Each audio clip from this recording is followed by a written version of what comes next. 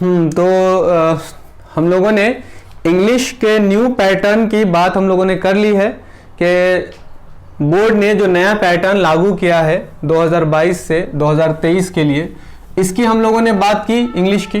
ठीक है, अगर हम लोग इसके मार्क्स डिस्ट्रीब्यूशन की भी बात कर लें कि कौन सी बुक है जिससे कितने मार्क्स के आने वाले हैं, तो इससे हमारी स्ट्रेटेजी भी बहुत अच्छी हो जाएगी। स्ट्रेटेजी बनाकर हम लोग चल सकते हैं, एक बहुत ही अच्छा आइडिया आ जाएगा। क्योंकि अभी हम लोगों ने बात की थी स्ट्रेटेजी की बात करेंगे।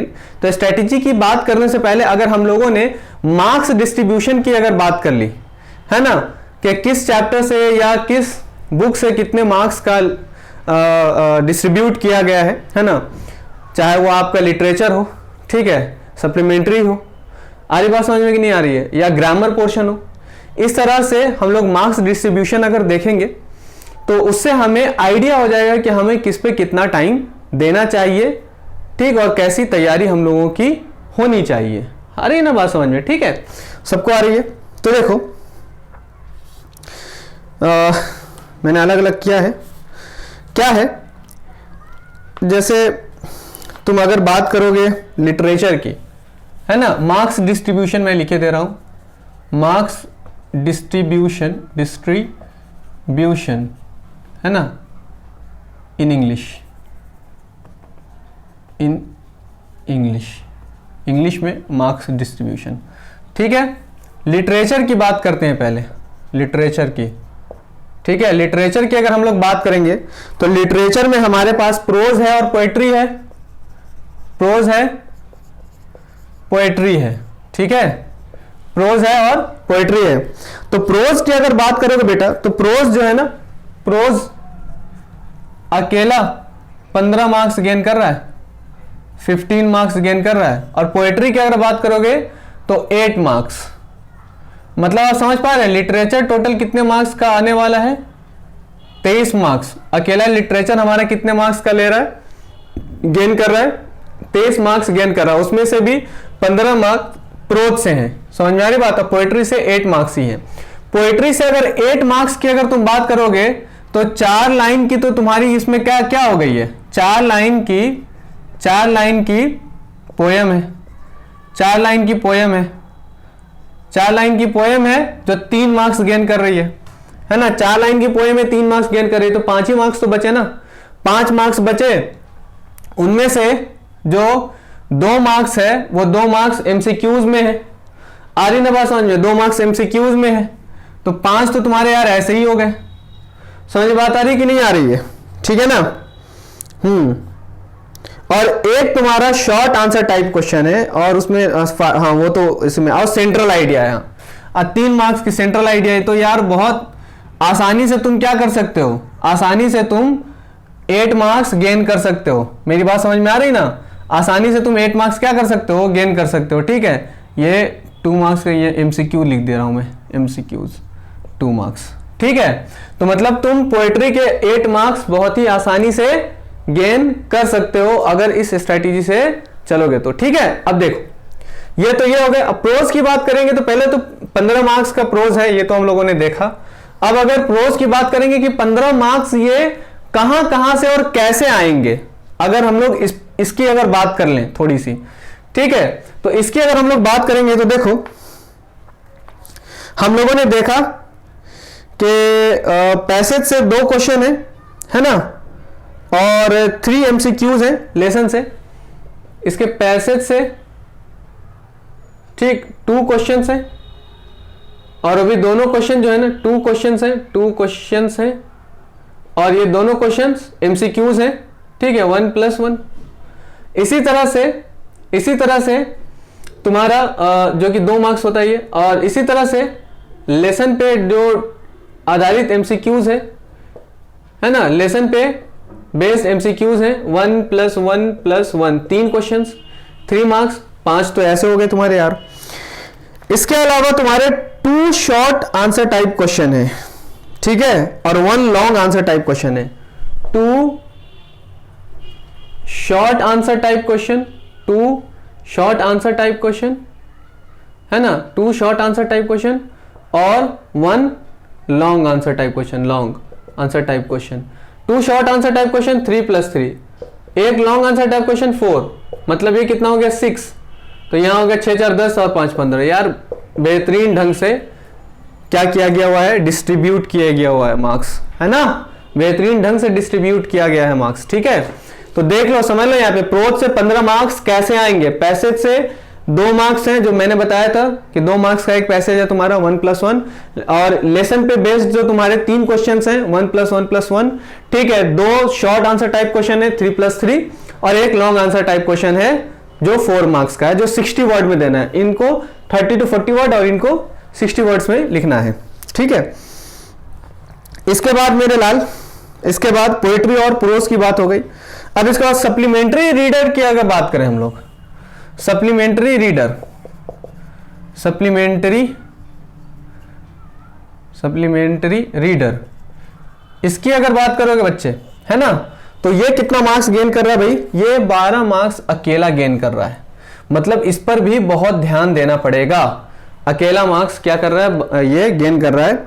और मैंने सिलेबस में इन सब के बारे में बता दिया है कि किसको हमें पढ़ना है और किस चैप्टर को हमें नहीं पढ़ना है। ठीक है, ये सारी बातें हो गई हुई है।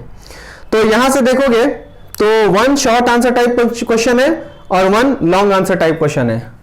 ठीक है ना, short answer type question, long answer type question, 1 short है 1 लॉन्ग है ना, जो 3 मार्क्स ये है और 3 मार्क्स, और ये 4 मार्क्स ये है, 3 मार्क्स ये है और 4 मार्क्स ये है। और बच्चे एमसीक्यूज भी तो है ना, 5 एमसीक्यूज भी तो देखा था हम लोगों ने। ठीक है, 12 मार्क्स हो गए। आ रही बात समझ में कि नहीं आ रही है? तो अब यहां से लिटरेचर में 23 मार्क्स के तो प्रोज और पोएट्री हो गए, सप्लीमेंट्री रीडर 12 मार्क्स, तो 23 और 12 कितने हो गए? अगर तुम इनको ऐड कर दोगे 23 और 12 को, तो यहां पे हो जाते हैं तुम्हारे 35 मार्क्स। मतलब लिटरेचर में सप्लीमेंट्री रीडर और तुम्हारे क्या कहते हैं प्रोज एंड पोएट्री से किस तरह से मार्क्स को डिस्ट्रीब्यूट किया गया है, यह बात हम लोगों ने बहुत अच्छी तरह से डिस्कस कर ली है। इसी से हम लोग स्ट्रेटेजी बनाकर और इसकी तैयारी करना शुरू करेंगे। इतनी बात क्लियर हो गई मेरे लाल? ग्रामर की बात तो हो गई हुई है ना। ग्रामर में अब देखो, राइटिंग में यहां तो बात हो गई थी ना यार, राइटिंग में भी तो बात हो गई थी, राइटिंग में बात नहीं हो गई थी? राइटिंग में क्या, ये राइटिंग से 10 मार्क्स 10 मार्क्स, इसमें भी क्या है, लेटर है ना, लेटर है। ठीक है, एप्लीकेशन है। ठीक है, इसके अलावा तुम्हारा पैराग्राफ है ना, पैराग्राफ है और आर्टिकल है। अब लेटर और एप्लीकेशन है 4 मार्क्स के लिए, पैराग्राफ और आर्टिकल है 6 मार्क्स के लिए। अब देखो, इससे आने वाले हैं 4 मार्क्स, इससे आने वाले 6 मार्क्स, और दोनों में ऑप्शन है कि जो चॉइस है इन दोनों में, जो आपका इच्छा है, जो आपकी इच्छा है, जो आपका दिल है, वो आपको सॉल्व करना है। तो लेटर को हम लोग क्या करेंगे, तैयार कर लेंगे। इसमें पैराग्राफ या आर्टिकल को तैयार कर लेंगे। किसी एक को तैयार कर लो, तुम्हारी प्रॉब्लम क्या हो जाएगी, सॉल्व हो जाएगी। बहुत हद तक हम लोग क्या हो जाएंगे, शॉर्ट टर्म में इसकी तैयारी अच्छी कर सकते हैं। आगे ना बात समझ में? चलो, ये बात एक तो हो गई यहां से, तो 10 मार्क्स तो तुम्हारे इस तरह से आ गए। ग्रामर पोर्शन की अगर तुम लोग बात करोगे, ग्रामर पोर्शन की अगर तुम लोग बात करोगे, है ना, तो ग्रामर में यार हम लोगों ने देखा कि पार्ट्स ऑफ स्पीच है ना, पार्ट्स ऑफ स्पीच है, फिर उसके बाद तुम्हारा नरेशन है, एक्टिव है, पैसिव है। इन सबसे ग्रामर में तुम्हारा कितने मार्क्स का टोटल आने वाला है? ग्रामर तुम्हारा 15 मार्क्स का आने वाला। 15 मार्क्स कैसे हम लोगों ने डिस्ट्रीब्यूट किया था भाई? 5 टॉपिक्स तुम्हारे ऐसे थे ना जिससे एमसीक्यूज आने वाले थे। पार्ट्स ऑफ स्पीच है ना, पार्ट्स ऑफ स्पीच है। ठीक है, पार्ट्स ऑफ स्पीच है। फिर इसके अलावा तुम्हारा क्या कहते हैं, स्पेलिंग्स है ना, स्पेलिंग्स है। इसके अलावा स्पेलिंग्स के अलावा टेंसेस है ना, टेंसेस है। फिर क्या था, टेंसेस था, आर्टिकल था, है ना, रीऑर्डरिंग ऑफ सेंटेंसेस है, आर्टिकल्स थे। ठीक है, आर्टिकल्स वही ए एंड द आर्टिकल्स है, और रीऑर्डरिंग है ना, रीऑर्डरिंग। फिर उसके बाद में नरेशन है। फिर उसके बाद तुम्हारा वॉइस है ना। फिर इसके अलावा तुम्हारा क्या कहते हैं, पंक्चुएशन है। पंक्चुएशन था, फिर उसके अलावा क्या था तुम्हारा, ट्रांसलेशन था। आ रही बात समझ में कि नहीं आ रही? तो इस तरह से 15 मार्क्स इसके तुम्हारे क्या हो गए, डिस्ट्रीब्यूट हो गए। और उसके बाद पैसेज से 10 मार्क्स, हालांकि मैंने कहा था ना पैसेज से 12 मार्क्स है, तो 2 मार्क्स तो पैसेज से यहां से आ रहे ना, इसके 2 मार्क्स है ना पैसेज के, इसके पैसेज के 2 मार्क्स आ रहे, ठीक है। और टोटल 10 मार्क्स का पैसेज अलग से 2 पैसेज आएंगे। एक पैसेज आएगा तुम्हारा 3 मार्क्स का, एक पैसेज आएगा 6 मार्क्स का, जिसमें से एक क्वेश्चन ऐसा होगा जो वर्ड मीनिंग वाला होगा क्वेश्चन, है ना, उसी एक पैसेज में, तो उसको भी इंक्लूड करो, तो 6 1 7 और 3 10। बात समझ में आ रही है ना? तो ये स्ट्रेटेजी बनाकर हम लोग अपनी इंग्लिश की तैयारी को आगे बढ़ाएंगे और अपनी इंग्लिश की तैयारी बहुत अच्छी करेंगे। मेरी बात क्लियर हो पा रही है? यहां से समझ में आ रहा है? और यहां से इनको देखकर तुम लोगों को यह बात भी समझ में आ रही होगी कि किस पर कितना तुम लोगों को ध्यान देना है। तो इसका मतलब यह है कि लिटरेचर पर भी आप लोगों को बहुत अच्छी तरह से कमांड करना है, ध्यान देना है। आप लोगों को जो प्रोज पढ़ाया गया है, प्रोज को बहुत अच्छी तरह पढ़ेंगे, क्योंकि देखिए आप प्रोज से आपके 3 क्वेश्चंस हैं, 2 आपके शॉर्ट आंसर टाइप क्वेश्चन है और 1 लॉन्ग आंसर टाइप क्वेश्चन है। तो मतलब आप लोगों को कितनी अच्छी प्रोज पर पकड़ होनी चाहिए, ये आप लोगों को इस क्वेश्चन को देखकर समझ में आ रहा होगा कि किस टाइप से क्वेश्चन पूछे जा रहे हैं। सप्लीमेंट्री रीडर का भी वही हाल है। पोएट्री का तो बहुत आसान सा मामला है यार, पोएट्री का बहुत आसान सा मामला है कि तुम 6 नंबर तो तुम बहुत आसानी से उठा सकते हो पोएट्री में, अगर ये 2 मार्क्स नहीं भी तुम उठा पा रहे हो तो। मेरी बात समझ में आ रही ना? तो 6 मार्क्स तो 4 लाइन की पोएम याद कर लो, सेंट्रल आइडिया याद कर लो, 3 इसको याद कर लो, 3 किसी पोएम की 4 लाइन याद कर लो, समझा ना? सेंट्रल आइडिया 3 किसी 3 की याद कर लो, ठीक है ना? ये बात क्लियर हो गई? तो ऐसे करके तुम 6 मार्क्स तो इसमें उठा ही सकते हो। प्रोज की जहां तक बात रही तो इसमें किस तरह से तैयारी करनी हो ये देख लो। सप्लीमेंट्री तो तुम्हें समझ में आ ही रहा है कि किस तरह से इसकी भी तैयारी करनी होगी, ये भी देख लो। इनके भी जो चैप्टर्स हैं उन पर कमांड हम लोगों की बहुत अच्छी होनी चाहिए। समझ में आई ना बात? ठीक है, लेटर राइटिंग में देख लिया, ठीक, ग्रामर पोर्शन भी देख ही लो। ये सारे के सारे तुम्हें बहुत अच्छे से पढ़ाई करनी पड़ेगी। हालांकि तुम ये ना समझो कि 1-1 मार्क्स के क्वेश्चन है, भाई यही 1-1 मार्क्स ऐसे हैं जो तुम्हें फुल मार्क्स दिला सकते हैं। 20 नंबर तो तुम्हें हर हाल में उठा ही लेना है ना? हर हाल में तुम्हें उठा ही लेना है उससे। आ रही ना बात समझ में? फिर उसके बाद चूंकि वो ऐसा है ना 20 मार्क्स, उससे 1 मार्क्स भी नहीं कटेंगे।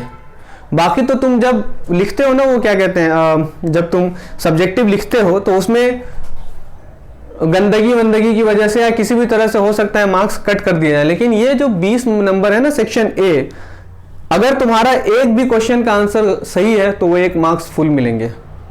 किसी की हिम्मत नहीं कि वो काट दे। बात समझ आ रही ना? वो बिल्कुल एक तरह से मैथ्स की तरह चेक होता है ना? मैथ्स में कैसे चेक होता है पेपर, वैसे ही पूरे नंबर मिलेंगे। समझ में आ रही बात कि नहीं आ रही? ठीक है, तो ये पूरी स्ट्रेटेजी हम लोगों को समझ में आ गई, पैटर्न समझ में आ गया इंग्लिश का। ठीक, अब हम लोग आगे नेक्स्ट पेपर की बात करेंगे। ओके।